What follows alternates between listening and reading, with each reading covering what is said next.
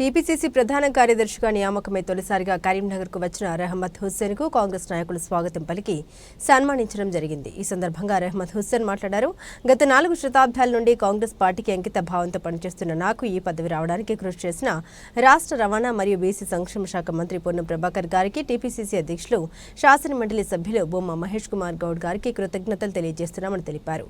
ఈ కార్యక్రమంలో TPCC working president Komatireddy Padmakar Reddy, minority cell జిల్లా అధ్యక్షులు ఎండి తాజుద్దీన్, మొహమ్మద్ అలీ, ఎండి అజీం, అబ్దుల్ రహమాన్, ప్రవీణ్, సలీముద్దీన్, మొహమ్మద్ మెరాజ్, షబానా, మొహమ్మద్ షాహీన్ షా తదితరులు పాల్గొన్నారు. మా బాస్ మహేష్ కుమార్ గౌడ్ గారికి ధన్యవాదాలు తెలుపుతున్నాను. మా ముస్లిమ్స్ అయినా ఒక ఇంత పెద్ద పదవి ఇచ్చి బాధ్యత అప్పగించిన ఈ బాధ్యతను పూర్తిగా నెరవేరుస్తా.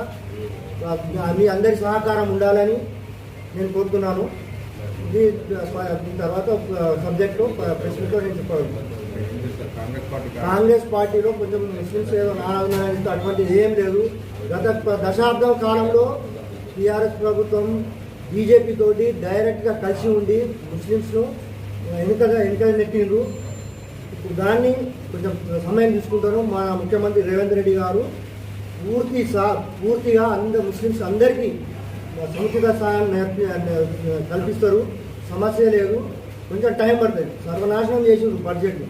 దాన్ని ఇప్పుడే తీర్చిదిద్దుకుంటూ ఇప్పుడే వస్తున్నారు. ముస్లిమ్స్ ఎవరు అధైర్యపడదు. మనకు కాంగ్రెస్ పార్టీ తప్పితే బీజేపీకి ఏ పార్టీ కూడా డైరెక్ట్ కొట్టడానికి లేదు. అటువంటిది కాంగ్రెస్ పార్టీ కొంచెం సమయం పడుతుంది.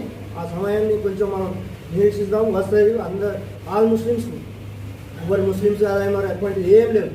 ఇలా మన ఓఎస్డీ, సీఎం ఓఎస్డీ ముస్లిం, వైస్ ఛాన్సలర్ ముస్లిమ్స్, ఇవన్నీ గత దశాబ్ద కాలంలో ఎవరు ఇవ్వలేదు. కాంగ్రెస్ ప్రభుత్వమే ఇచ్చింది. చాలా పోస్టులు ఉన్నాయి. ఇప్పుడు ఎమ్మెల్సీది ఉంది, ఒక ఎమ్మెల్యే లేదు, తక్షణమే ఇస్తుండే. ఇప్పుడు ఒక 6 నెలలు ఒక ఎమ్మెల్సీ వస్తుంది. ఆ ఎమ్మెల్సీ వస్తే ఒక మంత్రి కూడా ఇస్తారు. దానికి సమయం పడుతుంది అని నేను కాంగ్రెస్ పార్టీ పక్షాన అందరికీ నిర్ణయిస్తున్నాను. నేను వచ్చిన